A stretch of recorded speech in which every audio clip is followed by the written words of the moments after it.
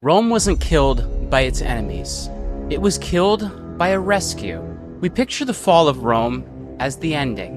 476, the last emperor, the barbarian king, the lights going out. We picture the Eastern Empire watching helplessly from Constantinople. Too distant, too late. That's the myth. Here's the pattern. In 535, Justinian launched a war to restore the West. 20 years of Gothic wars across Italy. His armies didn't liberate the peninsula. They emptied it. Milan, one of the great cities of the north, reduced to rubble. The survivors enslaved. Rome itself besieged and fought over again and again in 20 years. Its aqueducts cut. Its population collapsed. The Plague of Justinian, riding the same roads as Belisarius' army, killing perhaps a third of the Mediterranean world. By the time Justinian declared victory, there was no one left to govern. So the Pope started doing it. Not because God willed it, because no one else was left standing.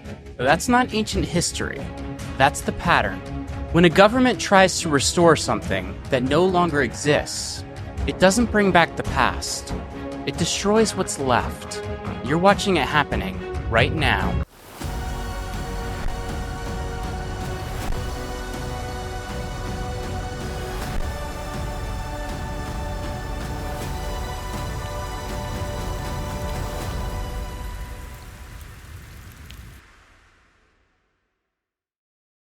I'm Jeremy Ryan Slate, and this is the Roman pattern.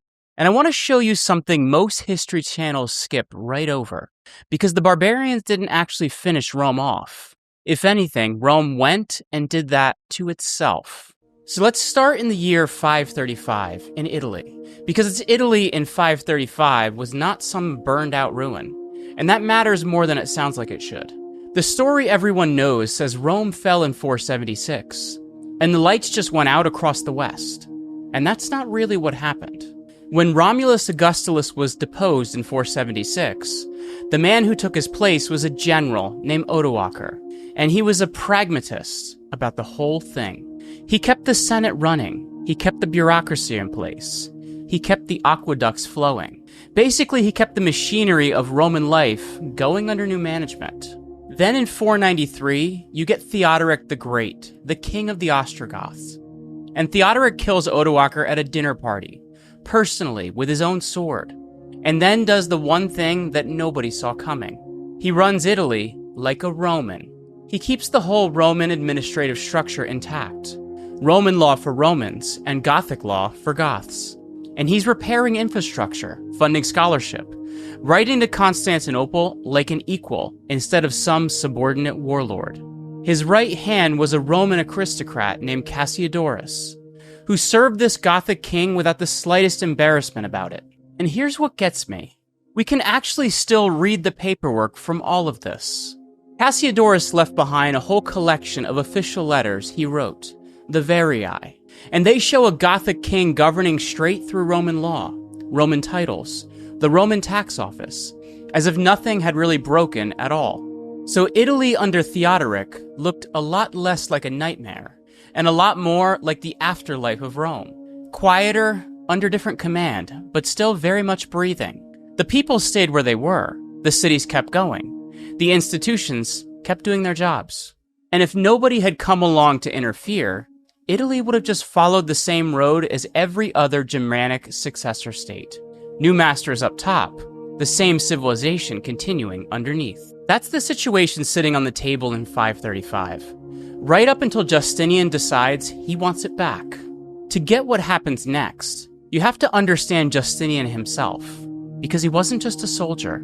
He was more of a theologian, someone who thought in terms of centuries. He'd been born a peasant in what's now North Macedonia, and it was his uncle Justin who pulled him up to Constantinople, where he studied law and theology and administration. He married an actress, Theodora, which absolutely scandalized the court, though that stopped mattering pretty fast once it became clear that Theodora had the sharpest political mind in the entire palace. And Justinian believed one thing above everything else, which was one empire, one law, under one church. A divided Roman world just didn't sit right with him. He saw it as a wound, a mistake that was sitting there and waiting to be corrected. By this point, he'd already pulled together all of the Roman law into a corpus of the Juris Civilis, the thing that still sits underneath most of the Western legal tradition today. He'd already built the Hagia Sophia. He'd already lived through the Nicaea riots and the most violent uprising in Byzantine history, and he survived those by sitting tight in the palace, while Theodora talked him out of running for it. Something like 30,000 people died in the Hippodrome that week, and that number comes to us from Procopius, who was right there in Constantinople, watching his own city tear itself apart. So this is not a cautious or a modest man. He rebuilt the law and the church. He put up the most magnificent building in the world. And about the only thing he hadn't gotten around to restoring yet was the map. He wanted the West back, and he happened to have exactly the right general who could go get it for him. Belisarius was probably the greatest Roman general since Caesar, and in 533, Justinian sent him off to North Africa. The Vandals had held that territory for about a century at that point. Carthage had fallen to them back in 439, which meant Rome's old grain supply, its tax base, the breadbasket that fed the capital, had all been gone for about the better part of 100 years. Belisarius took the whole thing back in 14 months. 14 months to reconquer a stretch of land about the size of modern Libya and Tunisia put together. And that speed is really the important part, because it handed Justinian a model, a proof of concept. If Africa could fall that quickly, then why not Italy? And this is exactly where the easy, early success gets dangerous, because it sets the wrong expectation. Africa had been a Vandal kingdom that grew isolated and divided against itself, and it simply wasn't ready for him when he came. Italy was a very different animal. The Ostrogoths were battle-hardened and politically sophisticated, and they'd been fighting for their own homes. But Justinian's mind was already made up, so none of that really registered with him. The Gothic War started well, and honestly, everything in this story starts pretty well, which is part of the whole problem with the entire story. Belisarius landed in Sicily in 535, and Sicily basically fell right away. The king at the time was Theodahad, Theodoric's nephew, a bookish sort of man who'd grabbed the throne by murdering Theodoric's own daughter, and he put up almost no resistance at all. Naples came next in 536, and the way Belisarius took it tells you something about the man himself. He found an old aqueduct tunnel running underneath the city walls, and he sent his soldiers up through it in the dark, and Naples surrendered, and the Gothic garrison inside of it got massacred. That was enough to shake the Goths into action, so they deposed Theodahad and put a real soldier in his place, a man named Wingatus, who understood exactly what kind of war this was about to become. Witigis pulled the north to Ravenna to gather his strength, and he left only a small garrison holding Rome, and that garrison handed the city over to Belisarius without a fight. December of 536, Belisarius walks into Rome. The senators are cheering. The Pope comes out to welcome him. The whole population is celebrating, and Witigis turns around and comes back with an enormous army. Procopius, who was serving on Belisarius' own staff, puts it at 150,000 men. He does tend to inflate the Gothic numbers when it suits his story, so I'd hold that figure a little loosely. But even a fraction of that is overwhelming. So the siege of Rome begins in 537, with Witigis wrapping the city in a force that completely dwarfs whatever Belisarius has. And the first thing he does is cut the aqueducts, which had never once happened before in the entire history of the city. Now here's why that mattered in a way that people don't expect. The mills that ground Rome's grain into flour all ran on water power, so the moment the aqueducts went dry, the city couldn't make bread. Belisarius improvised his way around it. He anchored floating mills to boats out of the Tiber, and let the river current turn the millstones instead. The siege dragged on for a year and 9 days. You've got constant skirmishing at the gates, starvation setting in, disease moving through both camps, and both sides just bleeding steadily the whole time. Eventually, Witigis gave up and pulled back north to Ravenna, so Belisarius had technically held the city. But the aqueducts were now broken. The population was rattled, and the institutions were running on fumes. And the war itself was only 1 year old, with 18 more still ahead of it. Now here's where I want to slow down, because the next 20 years aren't really military history in the normal sense. They're more like a kill chain, where every single action connects straight into the next one, and every decision quietly sets up the next disaster. So let me walk you through how this actually works. The core problem was that Belisarius was fighting a war the Eastern Empire never fully paid for. Justinian had wars running on several fronts at one time. There was Persia off in the east. There was the Danube frontier. And Africa still needed troops fighting on it. Italy was just one theater out of several. So Belisarius keeps asking for more men and more supplies. And he keeps getting a fraction of what he actually needs. And he's good enough that he keeps winning anyway. But when you win without enough behind you, you win slowly. And winning slowly means the war just keeps going. And a war that keeps going in Italy doesn't only kill soldiers, it kills everything around them too. This is the money side of it. Justinian had come into power sitting on one of the biggest treasury surpluses the empire had ever seen. And the wars in the West burned right through it. He paid for the fighting by raising taxes back east, and by stripping resources out of territories he'd only just reconquered, before those places had a chance to recover at all. Africa was supposed to help fund the Italian campaign after 533, and it just didn't, because the Berber revolts over there kept pulling money and men back west. The whole financial logic of the Reconquest never actually closed. The places Justinian wanted to restore couldn't produce revenue fast enough to pay for the war, and that war was supposed to restore them. And meanwhile, the Italians were getting taxed and looted by occupying armies that kept losing and kept retaking the exact same ground. Neither side could afford to win fast, so neither of them did. By 538, Belisarius had pushed up into northern Italy, and a faction inside Milan opened the gates and invited him in. Witigis answered that by calling in his Burgundian and Frankish allies. And together they threw a force around Milan and completely swamped the small Byzantine garrison holding it. Belisarius did try to send relief columns, but they got blocked and delayed and pulled off course by subordinate commanders who couldn't coordinate with each other. And while all of that dysfunction played out, Milan slowly starved. The city fell in 539. And what happened then is genuinely hard to take in. The men were slaughtered. The women and children were split up among the Goths and the Burgundians as slaves. And the city itself was pulled down, the buildings torn apart, the streets left completely empty. Procopius, who was on Belisarius' staff through all of this, wrote that Milan was leveled, and that the entire male population, which he claims ran 300,000, was put to the sword. Now that number is almost certainly too high, because ancient writers love to round a catastrophe up until it shocked you.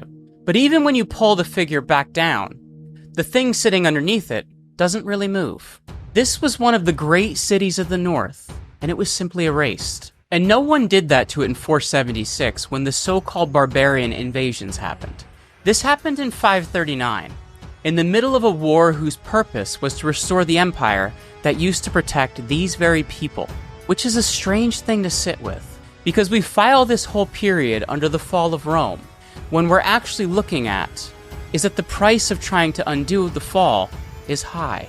It's worth saying on Procopius for a second, because he traveled with Belisarius for most of the campaign and saw the whole thing up close. And he ended up writing 3 very different books about it.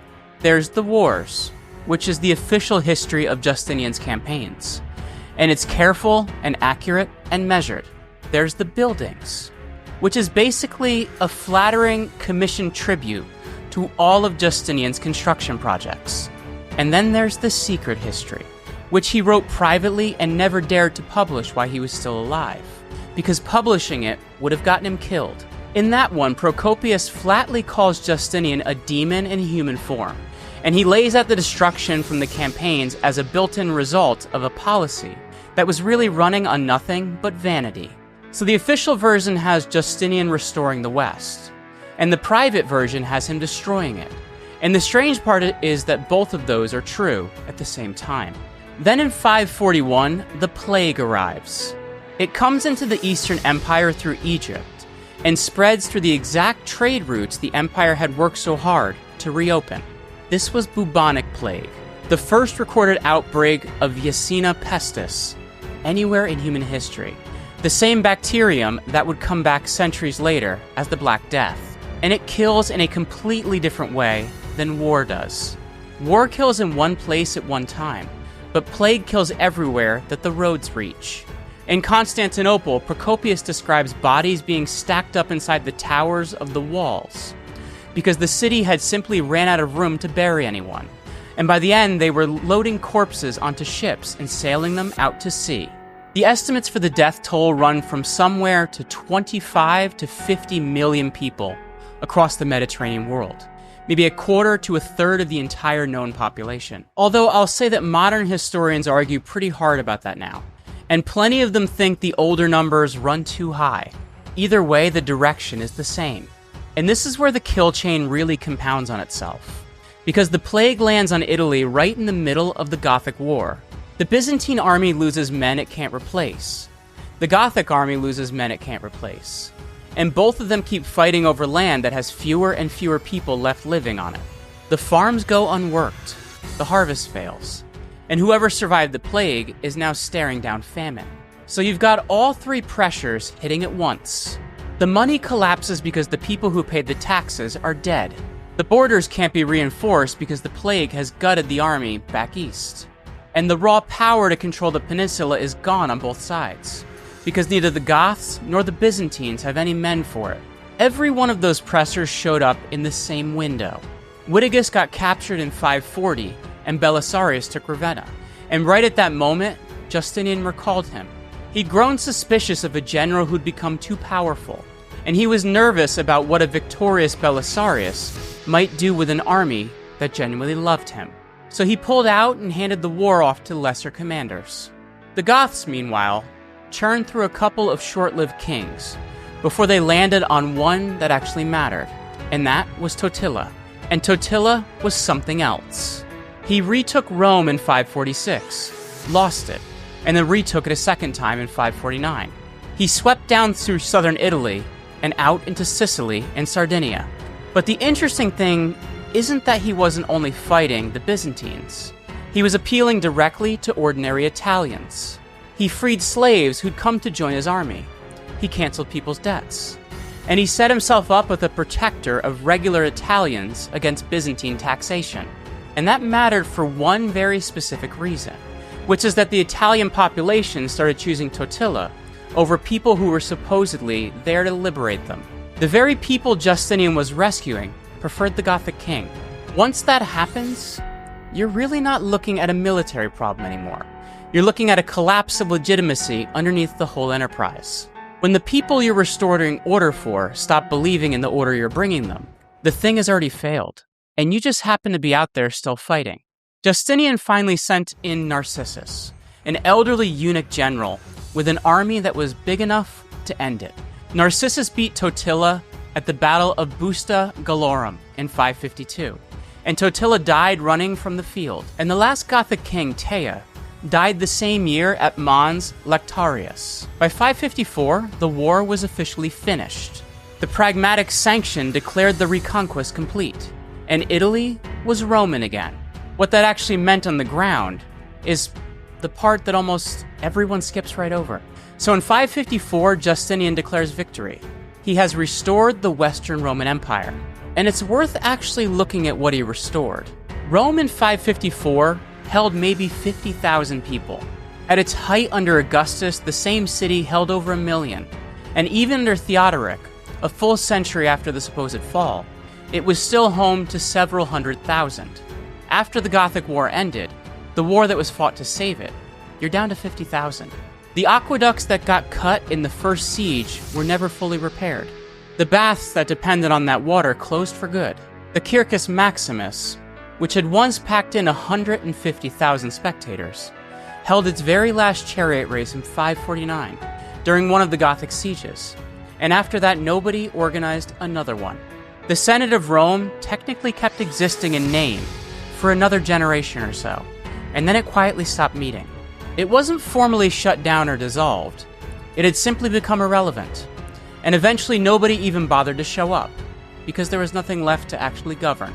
Theodoric had run Italy in peace for 33 years, and Justinian's Reconquest managed to kill more Italians in 20. And this isn't me interpreting anything for you, that's just the arithmetic.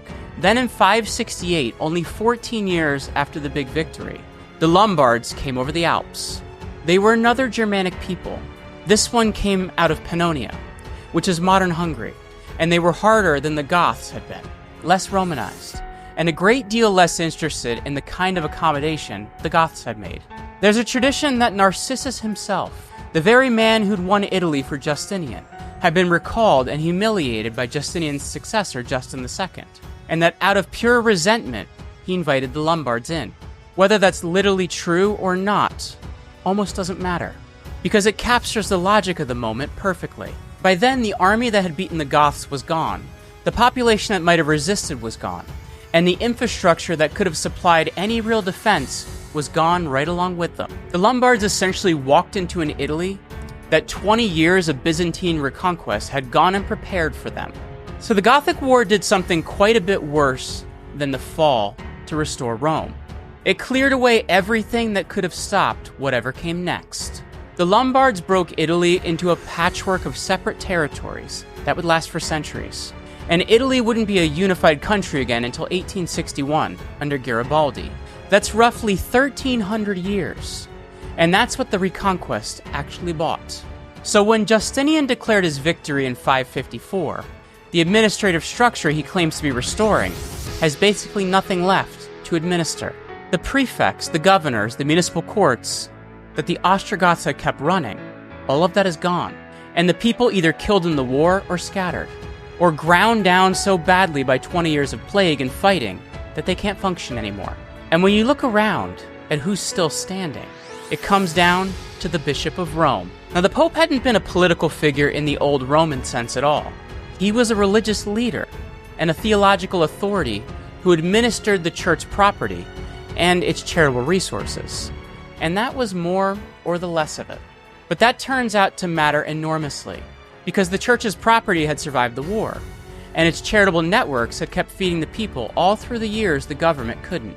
On top of that, the Pope had been negotiating directly with the Gothic kings for decades already, simply because there was nobody else stable enough to do the negotiating. So when Gregory I becomes Pope in 590, he steps straight into all of it.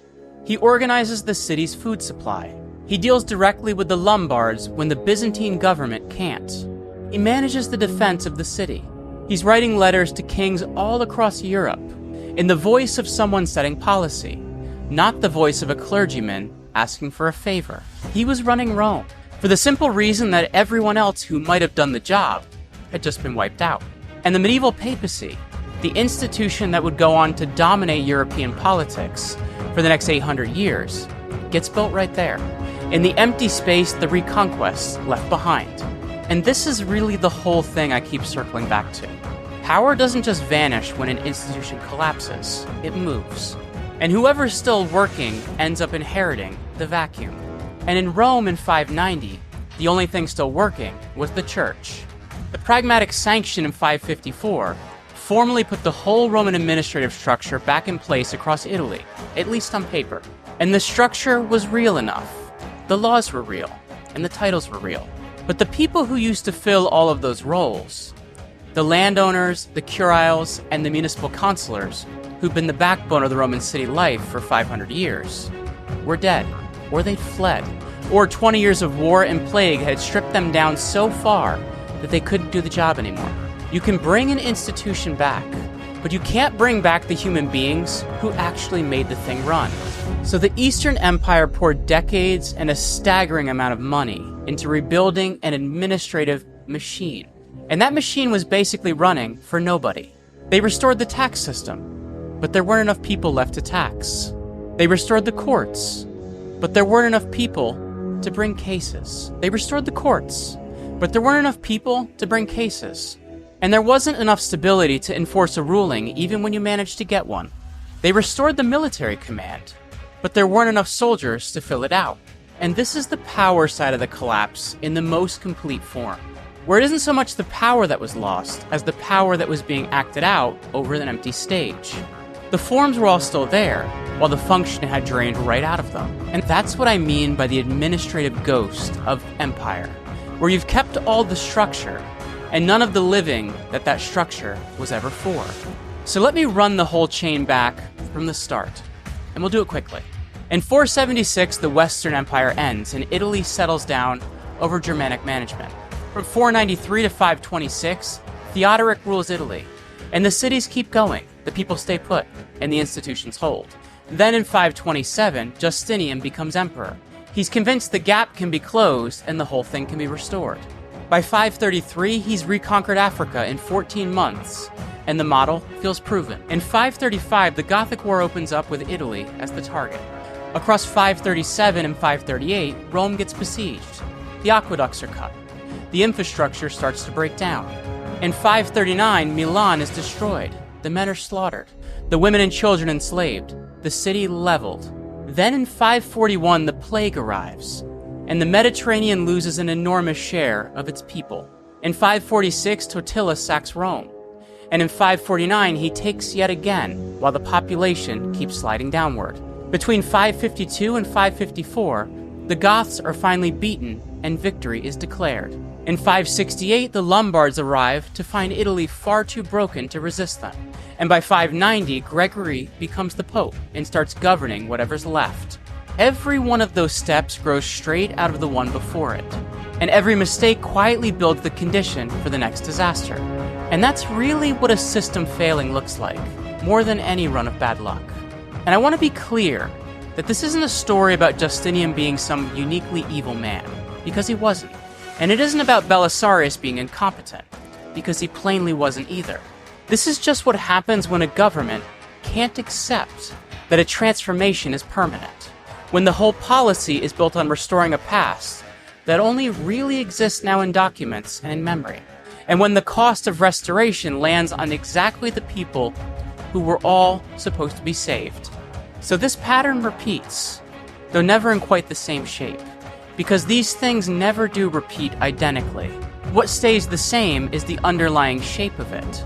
A state that used to hold something loses its grip, and the loss is gradual, then all at once. Some successor arrangement grows in the gap, and it's imperfect, and it's different, but it works. Because something always has to work. And then the original state decides it wants the thing back. The restoration begins. The successor arrangement gets destroyed, and the original arrangement turns out to be impossible to rebuild, either because the people who built it are gone, or because the conditions that produced it just don't exist anymore. And what you're left holding is worse than either of the two things you started with. The Goths were not good guys. Let's be clear about that. They were Germanic warlords who'd seized Roman territory, but they kept up what they'd inherited, and they let it keep running. And Justinian's armies really were trying to restore something genuine, a single unified Roman world, running under one law and one faith. The vision itself wasn't the problem, because the vision actually hung together. The problem was that the thing that he wanted back had already been replaced by something that worked. The Italy of 535 was functional, and the Italy of 568 was anything but. And it was the restoration itself that opened up that gap. And the lesson in that is narrower than people usually want it to be. Plenty of empires do recover, and plenty of military campaigns really are necessary. So this isn't some blanket rule against either one. It's about a specific blind spot. When you set out to restore an arrangement from the past, the first question can't be only whether you're able to win it. The question that actually matters is what's going to be left standing once you have it. Justinian asked himself the first question constantly, and he never once stopped to ask the second. Procopius finished the secret history around 550, right in the middle of the Gothic War, and by then he'd been living inside this thing for 15 years. He'd watched Belisarius retake Africa and Sicily and Rome, and he watched the plague come in along with the very trade routes the empire had reopened. He understood exactly what he was looking at, and he wrote the truth of it down in a document he knew wouldn't be read until he was safely gone. And that really is what sets the secret history apart from every other source for this period. It was written by someone who fully understood the cost of what he'd seen, and who had no interest at all in justifying the policy behind it. He knew Justinian's Reconquest would go down in memory as a restoration, and he knew it had been something a lot closer to the opposite. In the textbooks, the date is 476, but the year Italy actually died is 554. The barbarians took the crown, and the Eastern Empire took the civilization. And that's the thing I keep wanting people to sit with, because what finally kills a civilization isn't always an enemy standing at the gate. Sometimes it's the friend who shows up with the plan to save it. Restoration can turn out to be about the most destructive policy on the table. And that's not some dusty piece of ancient history. It's closer to an operating manual for basically every rescue operation that anyone has ever launched. So learn how this actually works before you go back to the next rescue. This has been The Roman Pattern. I'm Jeremy Ryan Slate. Be sure to like this video, leave us a comment, and smash the subscribe button if you want more of The Roman Pattern.